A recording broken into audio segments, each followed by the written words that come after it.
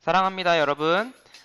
오늘은 일과 에너지 전환, 도구를 사용해서 일을 할 때 어떠한 점이 좋은지 세 가지 도구를 통해 알아볼 텐데요. 오늘은 첫 번째, 지뢰에 대해서 공부해 보도록 하겠습니다. 자, 학습 목표는요, 지뢰를 이용하여 일의 원리를 설명할 수 있다. 자, 지뢰에 들어있는 일의 원리가 무엇인지 보고요. 지뢰를 유용하게 사용하는 예를 설명할 수 있다입니다. 자, 시작해 볼까요?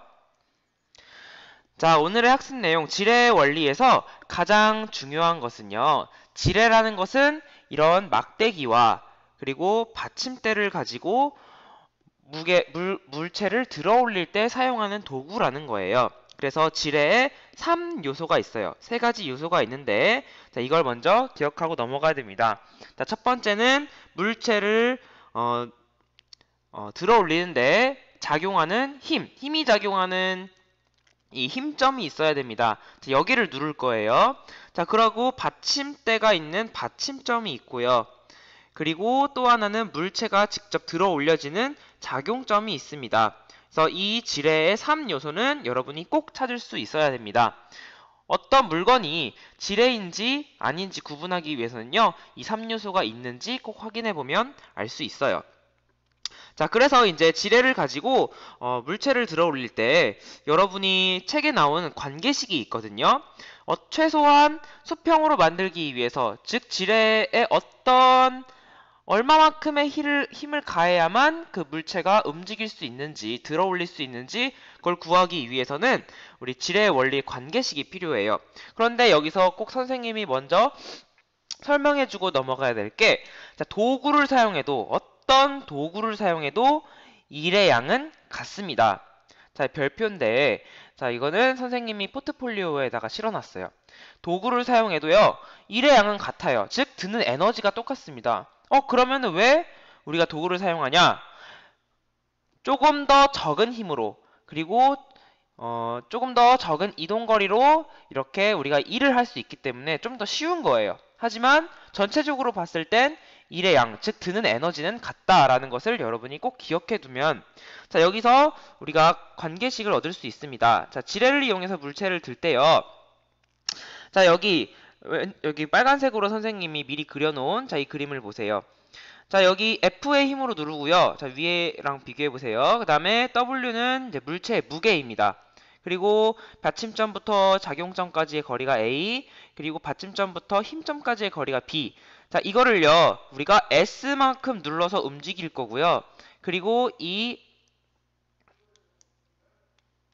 W의 물체를 H만큼 이렇게 들어서 수평을 만들 거예요. 자, 수평을 만들 겁니다.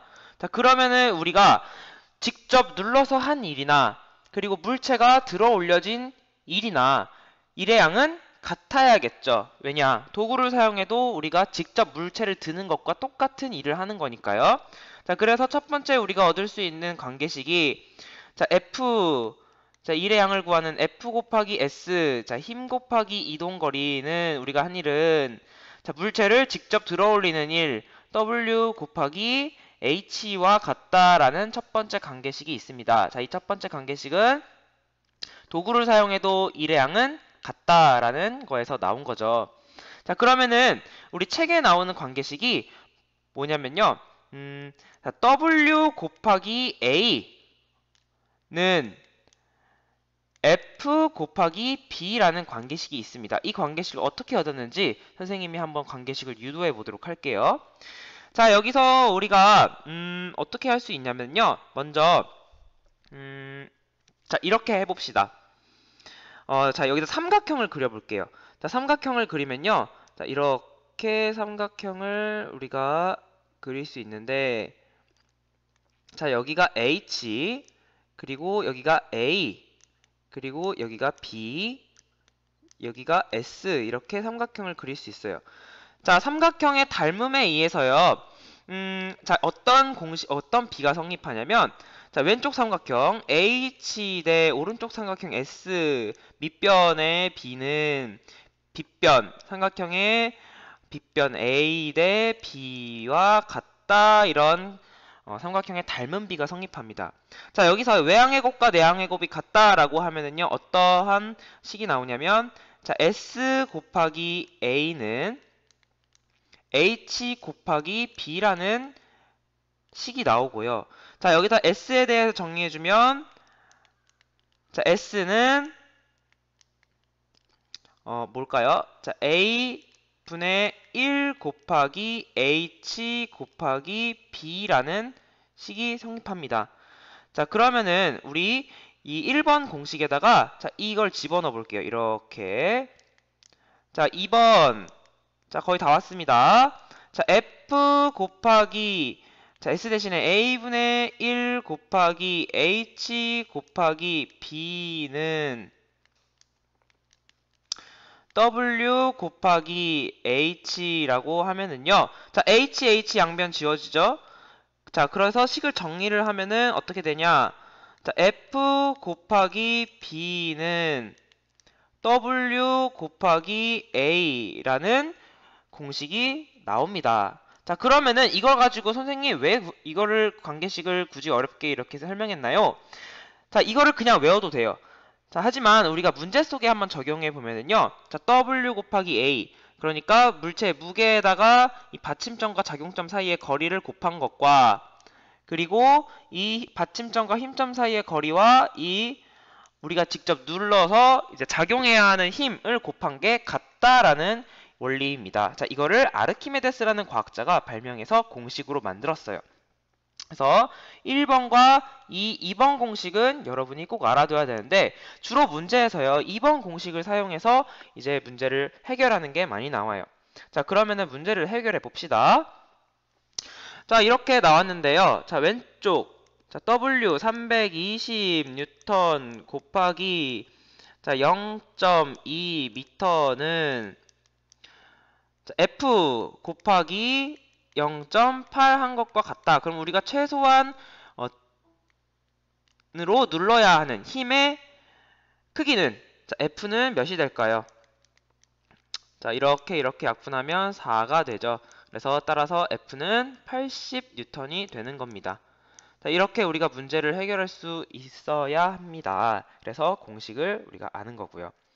자, 그래서요, 우리 지뢰를 어떻게 이용하는지, 보면은요, 이제 손으로 직접 싹둑싹둑, 가위로 자를 때, 자, 여기가 이제 힘점이고요. 그리고 여기가 이제 받침점이겠죠? 그리고 직접 이제 물체가 잘리는 데가 이제 작용점입니다. 힘점과 작용점과 받침점을 가지고요, 잘 이용하면은 받침점이 만약에 이 작용점에 가깝다, 작용점에 가깝게 간다라고 하면은 조금 더 작은 힘으로 우리가 물체를 들 수 있어요. 그래서 받침점의 위치에 따라서 우리가 드는 힘이 달라집니다. 받침점이 작용점에 가까이 가면 힘이 적게 들고요. 받침점이 힘점에 가까이 가면은 좀 더 큰 힘으로 우리가 도구를 이용해야 돼요. 물체를 줄 때요. 자, 손수레가 있는데 자, 어디가 받침점일까요? 자, 여기가 받침점이 아니라 자, 이쪽이 받침점입니다. 자, 받침점. 자, 그리고 자, 여기는 우리가 힘을 준 곳이죠. 자, 힘점. 그리고 이쪽에 이제 물체를 들게 되는 거니까요. 작용점이 되는 겁니다. 자, 이런 경우는요.